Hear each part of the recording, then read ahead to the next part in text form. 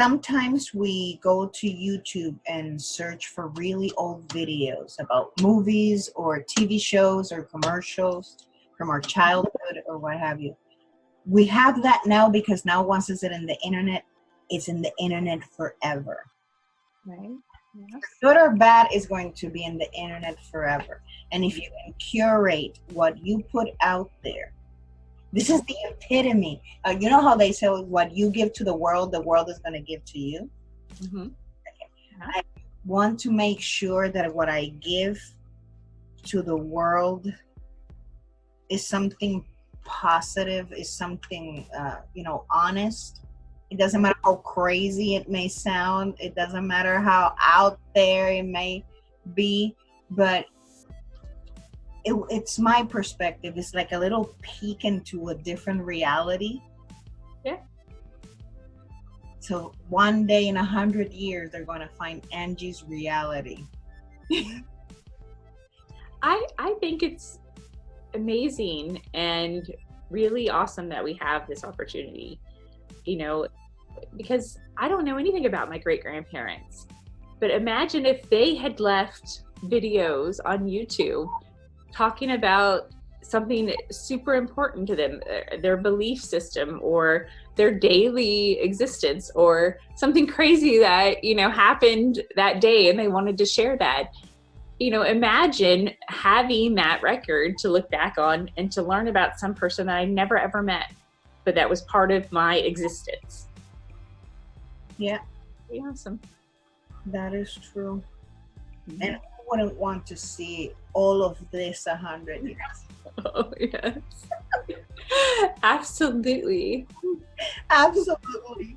Yes. But it is true. And the more that I, because we have these two sides of social media. We either curate too much our post.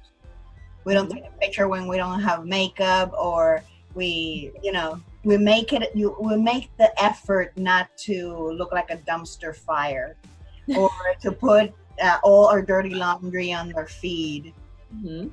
It's a very curated, somewhat unrealistic portrayal of our lives. And then That's true. you have this other type of person that don't care, that at 3:00 in the morning they're all coked up and fucked up, and then they go and do a live on Facebook talking about how their girlfriend left them because they were cheating on them with their sister. And you see, and that stays on the internet forever. Yes. Both options are always there. Yes. Yes. So, and believe me, if we can find right now video of people in the 80s and the 70s and the 20s, do you think that anybody's not gonna be able to find out your ass in 10 years? That's true. In some disgusting, screwed up thing on social media that, by the way, somebody, probably your worst enemy, is recording or downloading. Yeah. So they can put it, sharing it over and over again. Yes. So they can put it in your funeral. Mm-hmm. I'm gonna go to hell for this. I just gave somebody an idea. I just gave somebody a really screwed up idea. But it is what it is.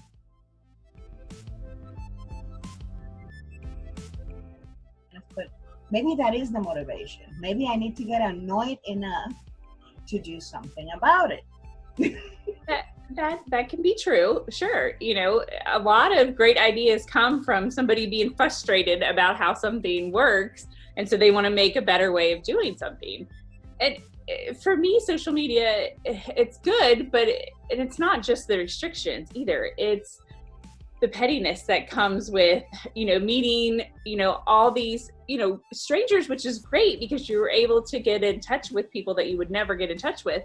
And you meet some really good people, but you're like anything, you're not going to get the good without the bad. So then, having a place where it's not, where it's not all about what it looks like, a place where you can just get information, where you can just talk, to other people, maybe not with the face-to-face thing, Facebook's not face-to-face all the time, but it's like nobody looks at it if there's not a picture. Have you noticed that? I don't know if you noticed that, but I noticed with a lot of my posts, if you just want to write about something, people read the first 2-3 lines and that's it. You got to throw pictures in there to keep their attention. So, being able to come away from that and finding someone who isn't just scrolling and looking at pictures, that actually want to learn something. They want to get into the story. They want to read the blog or the post, that, they care about this. They're looking for information. They're looking for community. It's hard to find that on Facebook or YouTube. It is, because you run the risk, and I thought about it too. I said, I don't want to become another Tumblr for witches. I really don't want to go there, because that's when the freaky stuff starts to appear. Okay, yeah. Yeah. The undigestible, yeah.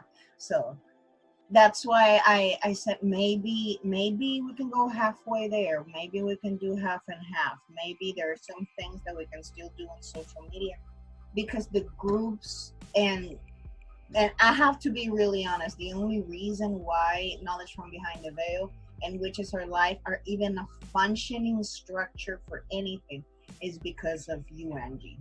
No. It's because of Angie Bryan, and I have to say it like that. What's Stacey Sentry and Angie Bryan? The thing is that there is a lot of people that actually now are actively participating ever since you took, the reins of the group, and that always makes me feel bad in the sense that maybe I couldn't handle or could not, I don't know, make that part of social media work for me, because I do read the articles, but I don't like the drama. For me, the drama is boring. But that is what people like. I know. And I mean, things are picking up in Knowledge from Behind the Veil, but not just because of me, but I can post, and I try to post every day, because I've seen that in other groups, that if you're not constantly giving people something to look at, then they're not coming back. And it gets really tiring. I understand why you maybe don't want to be on there every day doing that, because it's exhausting. I spend hours every morning. That's what I do when I'm having my coffee. I sit in the morning and have the coffee, and I scroll through Pinterest, and I'm on Instagram and stuff, and I'm looking for new things that I didn't just see yesterday, that I can put out there. And it gets frustrating too. I mean, I take at least 2 days off where I don't post, because it's like, it's because I want people to connect. I really do enjoy that part. I enjoy when they comment and they like. I have the notifications, and I look at every single one, because to me, that's the whole point of me trying to put that out there, is to have somebody have a question or a story or a comment that goes along with that. And participate, people. That's why we're doing this. Participate. Comment. You know how many views some videos have on the internet? I found a video, and I hope I don't find it. There is a banana standing up, and it took 9 hours for it to tip over, and it was just a recording of a banana. And like thousands of people watched. Millions, 9 million views. No way. Why? I don't. Why? I don't understand that at all. I don't. No. Yeah, no. I wonder why people why we have a Rick and Morty. Why do we have a BoJack Horseman? Why do we have burgers? I love Tina. Go over some ground rules for tonight, Miss Mouthy. No boys, no parties, no summoning spirits or switching bodies, and no filling the house with soap bubbles. You hear me, Tina? Yes, I wear glasses, not hearing aids, Mom. I love Bob's Burgers. I still enjoy The Simpsons. I like Rick and Morty. That show is funny, and it makes you, it blows your mind, right? That BoJack Horseman one, I've seen that a few times. I'm not getting that one as well. First, I feel sorry for Bob. There is something about Bob that it makes me want to give him a hug and maybe a bottle of cyanide. Absolutely. You feel bad for him. He's like the innocent one who's just trying to make a living, to take care of his family, and they are all crazy. I think the first episode, the very first one, I think it's one of the very first ones, if not the first. He says this line, and I said this to my family the other day. Well, at Christmas time, we were decorating the tree, and they were driving me insane. But he says, you're my family, and I love you, but you're all terrible. And that is like that's in the entire show. That's his whole life. His family is just terrible to him. Over a decade ago, that in The Simpsons, Homer's at the dinner table, and he sees the picture of the family that he has, and they're all eating like animals and screaming and complaining, and he starts saying, "God, why, Jeebus? Why, Jeebus?" Yeah. I remember that. Yeah. Pop culture, ladies and gentlemen. Pop culture references. No, but it is the truth. Somebody told me a while ago, it hasn't been that long, to watch Rick and Morty, and I saw one episode, and it dawned on me that if I had not taken up seriously my healing, my self-empowerment, my calling on my own bullshit, I would probably bake like Rick Sanchez, that nihilistic person that doesn't care, because what's the point? What's the point? What's the point? Because it's always going to go to shit somewhere, sometime, And then the truth, and I love the way that in every episode, and I am not an expert, it's not like I have seen more than 4 episodes, but it's that troubling, because the more you think about those possibilities, in the same way that, for example, in spirituality, we talk about life after death, or whether or not spirits are ghosts. And you think that there is a possibility that there are infinite number of realities out there, and there is one in specific, there is just a bunch of asses farting. It's a terrifying notion. It is terrifying. Absolutely. But yeah, and that's what, if you even could imagine that to be true ever, if you could, not the farting asses, but that there's an infinite number of realities out there with you in them. It's just, because that's, the premise of the show, right? There's Rick and Morty's everywhere and all these, other realities. If you could even just for the slightest bit imagine that to be true, then yeah, you're going to end up like Rick and be like, what's the point, dude? Because, I'm just, this reality is crap. That reality is crap. That one is bizarre, and so why are we just even trying, Yes. But don't get me, but one of the most memorable episodes from Bob Burgers was when I think the lady's name is Linda. Yes. Linda's sister started painting. Oh yeah, I know. And I went to the kitchen to get a soda. When I came back, the only thing on the screen was a whole bunch of canvases. Right. Animals' rear ends and the bottom with the butthole, yes.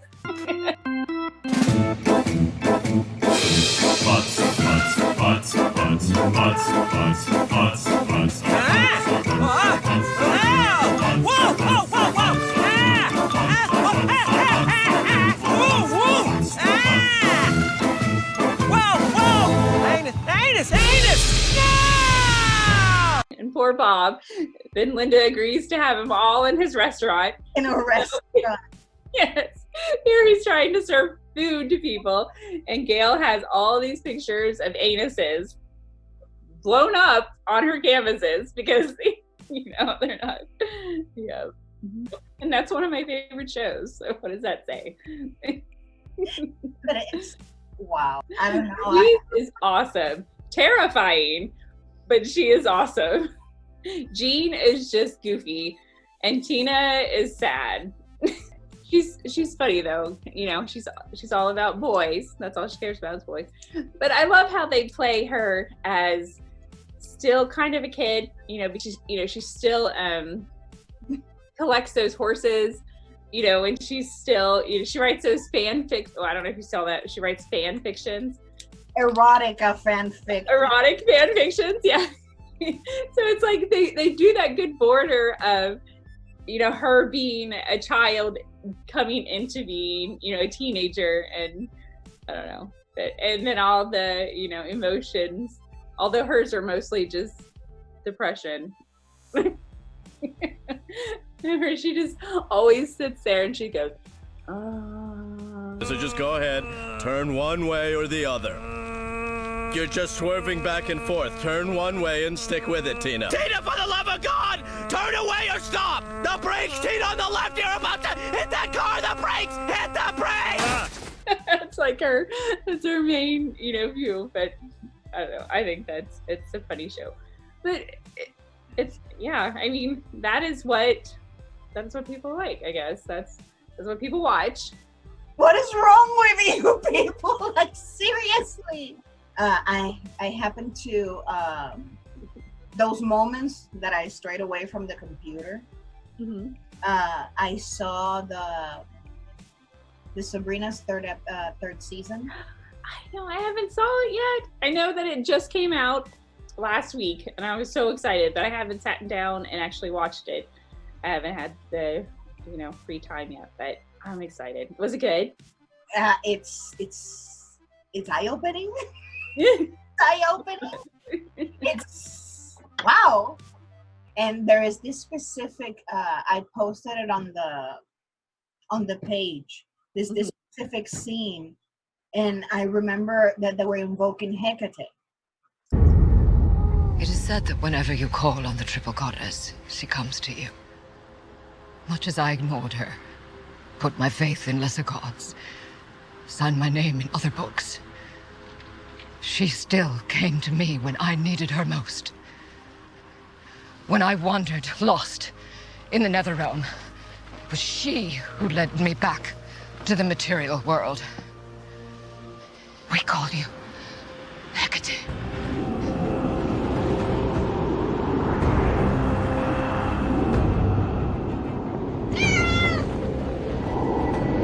We call on you now, maiden, in your unbounded potential.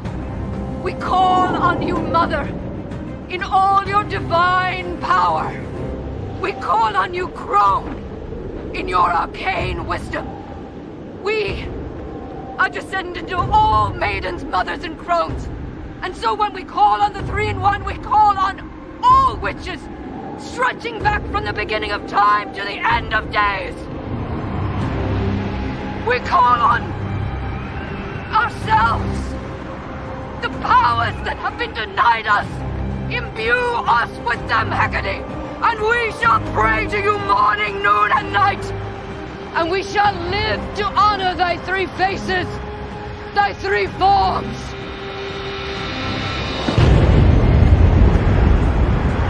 Dark Mother, keeper of the key to the door between worlds, we summon thee! Okay, yeah. I remember that I was like, I watch TV walking around and doing everything else that I can do around the space, cleaning, Right. what have you. I sat down. Did you? You just stopped what you were doing to check this part out.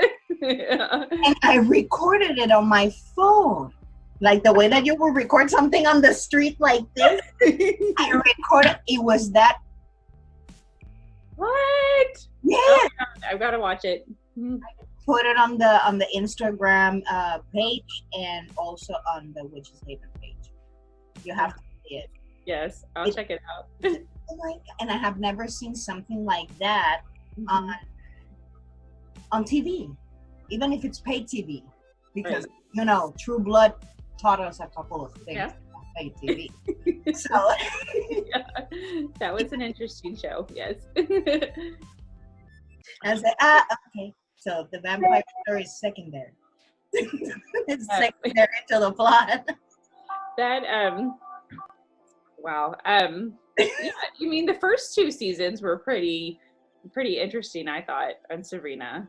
Not just, for, Hollywood style. I mean, yes, there's a lot of, crazy things, but it had some really like interesting truths put in there, and real beliefs and real, ritual ways and stuff. I give that show props, man. They did some homework. They went, and I have to be really honest, I had no idea about the comic book. I had no idea that before the 1990s, right. Melissa Hart.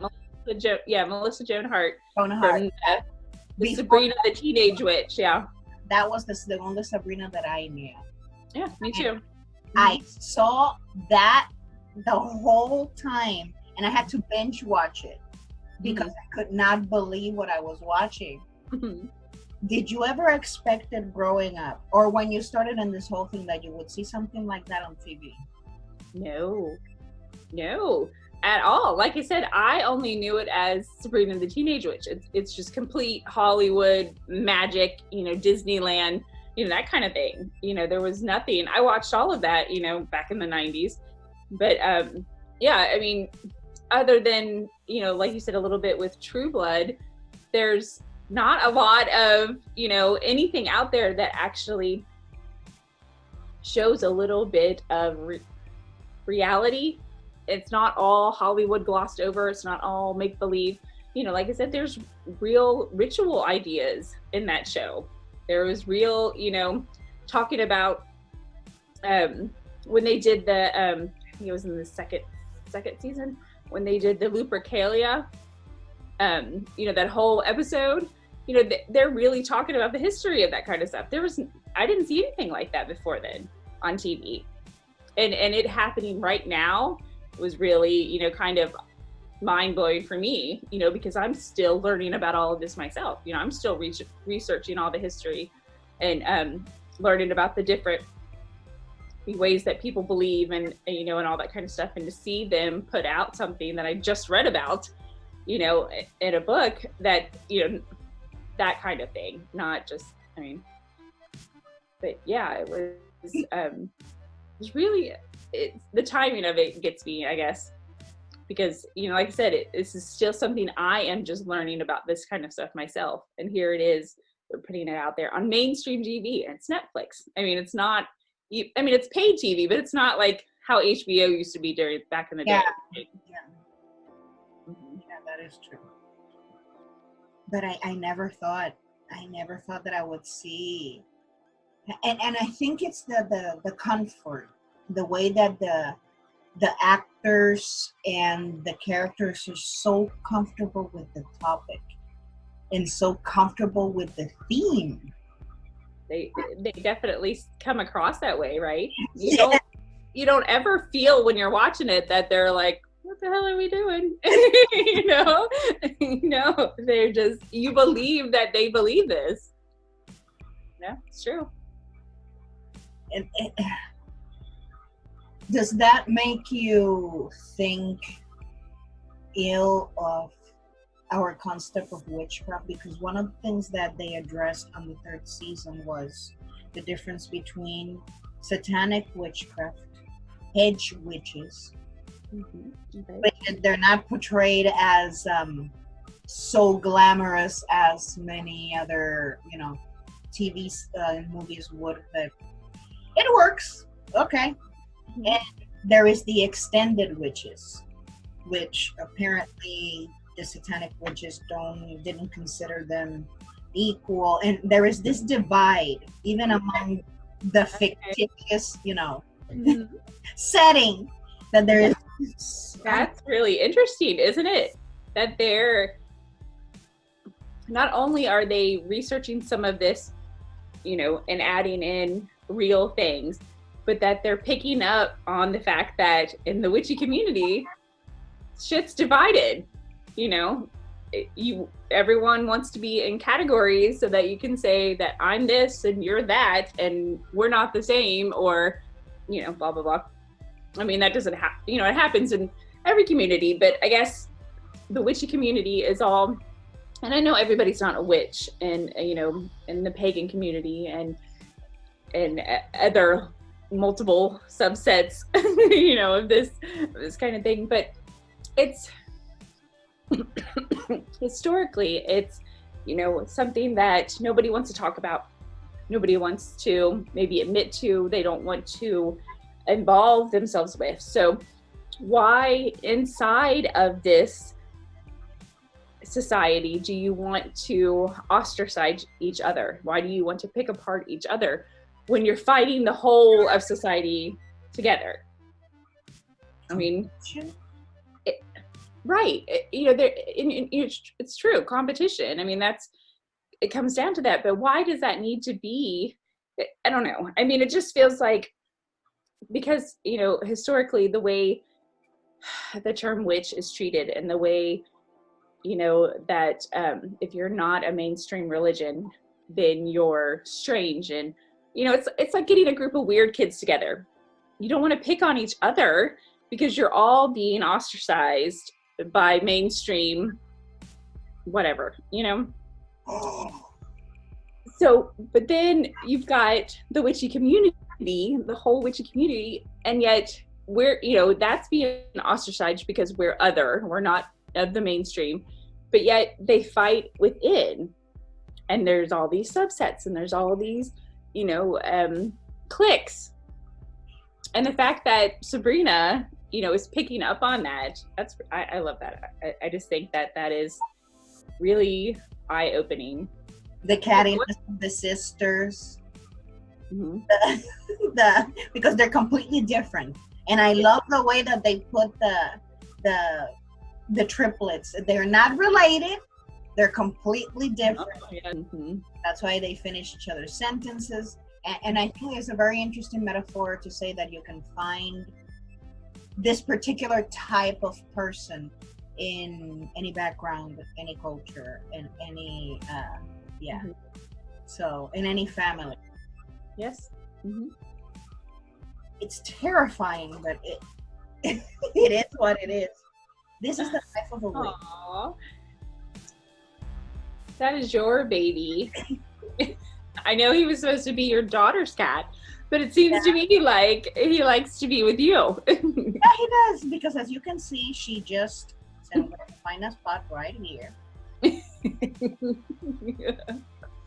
One of the things that I noticed in modern, not interpretations, portrayals of witches and witchcraft, like Charmed, the old one, the new one, the Craft, now with Sabrina, it has evolved from Elvira, Morticia, that type of goth.